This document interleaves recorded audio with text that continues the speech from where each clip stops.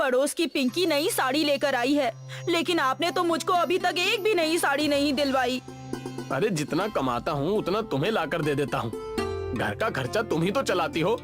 हाँ ठीक है, आप मुझे कमाई लाकर देते हैं, पर ये तो देखिए कि लाकर कितना देते हैं। उसमें सिर्फ 2 वक्त की रोटी का ही गुजर बसर हो पाता है। इस झोपड़ी में रहते रहते कितना समय हो गया है, पर वही सूखी रोटी खाने को मिलती है। अरे अब मैं करूँ भी तो क्या करूँ? जितनी कमाई हो सकती है उतना कमा लेता हूँ। ढाबे पर ही तो काम करता हूँ। मालिक जितना देता है उतना तुम्हें लाकर दे देता हूँ। दुनिया कहाँ से कहाँ पहुँच गई, पर आप तो अपनी गुलामी से बाज ही नहीं आते। आपको वही ढाबा मिला है क्या काम करने के लिए? अरे तुम अपने काम से काम रखो। मैं काम कर रहा हूँ ना, खाली तो नहीं बैठा। सीमा की शादी को कुछ समय बीत गया था। रामू उसको सारी खुशियाँ नहीं दे पा रहा था, इसलिए सीमा हमेशा चिड़चिड़ी रहा करती थी। और ऊपर से उसके पड़ोस में जब कोई नई चीज खरीद लेता तो उसके मन में उससे घृणा पैदा हो जाती, और वो सारी घृणा अपने पति रामू पर आकर निकाल देती थी। एक दिन की बात है, रामू अपने ढाबे पर काम कर रहा था। ए क्या रे, इतनी देर से टेबल नंबर 24 का ग्राहक पुकार रहा है, ध्यान कहाँ रहता रे तेरा? सुनाई नहीं दिया, मैं अपने काम में मशगूल था। बे आजकल तेरा ध्यान ना जाने कहाँ रहता है। इस तरह से तो बिल्कुल नहीं चलेगा बेटा। मतलब? एक काम कर, तू अपना है ना हिसाब कर ले और कहीं और जाकर काम देख ले। लेकिन मैं तो आपके ढाबे पर बहुत सालों से काम कर रहा हूँ, फिर आप ऐसा क्यों कर रहे हो भला? अरे दरअसल बात यह है कि मेरी बीवी का भाई यानी मेरा साला गांव से आया है। उसको काम धंधा नहीं मिल रहा है, इसलिए वो मेरे काम में हाथ बटाना चाहता है। अब 2-2 कारीगरों को तो मैं रख नहीं सकता, इसलिए तुझे यहाँ से जाना होगा। मालिक आप तो जानते हैं मैं तंदूरी रोटी बहुत अच्छी बनाता हूँ, और साथ में मिसल भी। अरे मैं जानता हूँ, मिसल की वजह से ही मेरे यहाँ पर ग्राहकों की भीड़ लगी रहती है, परंतु अपने साले को भी मना नहीं कर सकता ना। तू तो जानता ही है कि साले को मना करना आफत मोल लेना है। अगर मैंने उसको मना कर दिया तो मेरी बीवी मुझे जीने नहीं देगी, इसलिए तुझे यहाँ से जाना ही पड़ेगा बेटा। अब चाहे लाभ हो या घाटा, ये मुझे करना ही होगा। रामू वहाँ से मुंह लटकाकर चला जाता है, लेकिन उसे समझ नहीं आ रहा था कि वो काम करे तो क्या करे। करूं तो क्या करूं? सीमा तो वैसे ही मुझसे लड़ती रहती है। घर के खर्चे के लिए उसके पास पैसे कम पड़ जाते। अब अगर उसे पता चला कि मेरी नौकरी चली गई है तो जाने वो क्या कहेगी। रामू वहाँ से उदास होकर निकल रहा होता है, तभी उसको उसका बहुत पुराना दोस्त अमित मिलता है। अरे अमित, तू यहाँ?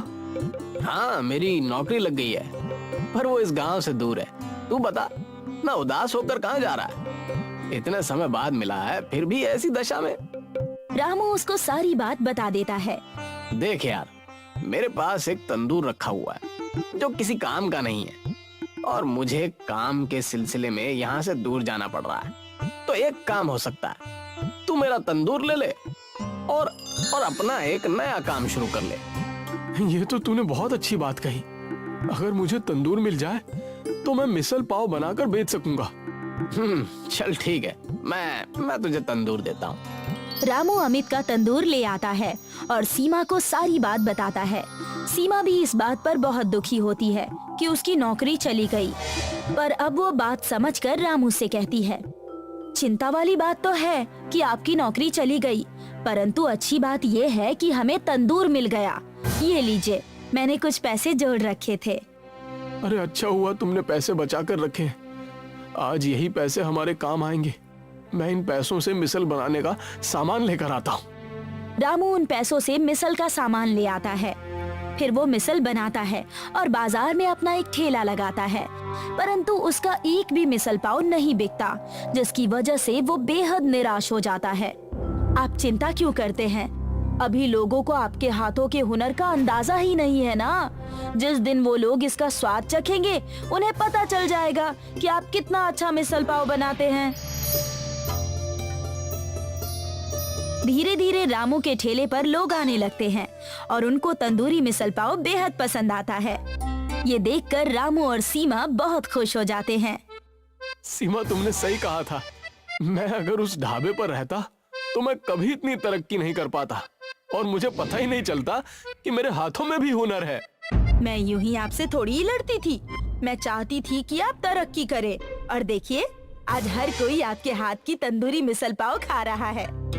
मैंने ये काम एक ठेले से शुरू किया था और आज मेरे पास एक पक्की दुकान है और उस पर भी भीड़ लगी रहती है। ये देखकर बहुत खुशी होती है।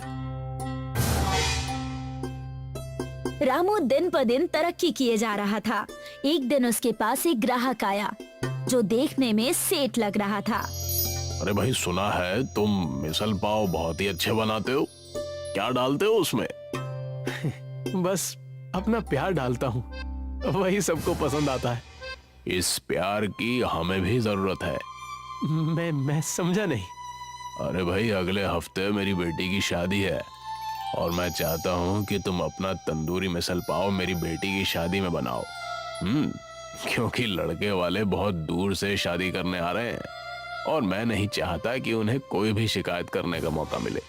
मैं भारत के सभी व्यंजनों को चुन चुन कर अपनी बेटी की शादी में रखवाना चाहता हूँ। अरे ये तो बहुत ही अच्छी बात है। मैं आपकी बेटी की शादी में अपना तंदूरी मिसल पाव जरूर बनाऊंगा, क्योंकि ये हमारे भारत की शान का सवाल है।